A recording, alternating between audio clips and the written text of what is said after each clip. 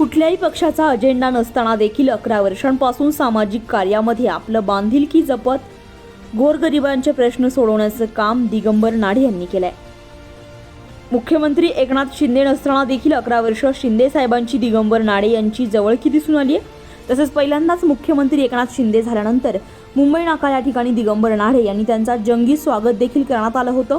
त्यांच्या या कामाची पावती म्हणून शिंदे गटातील युवा सेना महानगर प्रमुखपदी निवड करण्यात आली आहे। तसेच तपोवन परिसरामधील महिला श्री शक्तीकरण अभियानामध्ये कार्यक्रम पार पडल्यानंतर मुख्यमंत्री एकनाथ शिंदे रवाना होत असताना यामध्ये त्यांच्या पाठीमागे दिगंबर नाडे यांचा सोशल मीडियावर व्हिडिओ व्हायरल झाल्यामुळे कार्यकर्त्यांमध्येही चर्चा करताना दिसून येते। द्वारका परिसरातील स्लम भागामध्ये वारंवार ड्रेनेजची समस्या, पाण्याचा प्रश्न, सामान्य नागरिकांच्या मूलभूत प्रश्नांना लोकप्रतिनिधींकडून कानाडोळा असल्यामुळे याकडे सामाजिक बांधिलकी म्हणून दिगंबर नाडे हे वेळेवर या लोकांसाठी धावून येत असतात। आगामी विधानसभेच्या पार्श्वभूमीवर शहरात युवा भावी आमदारांची चर्चा सुरू आहे।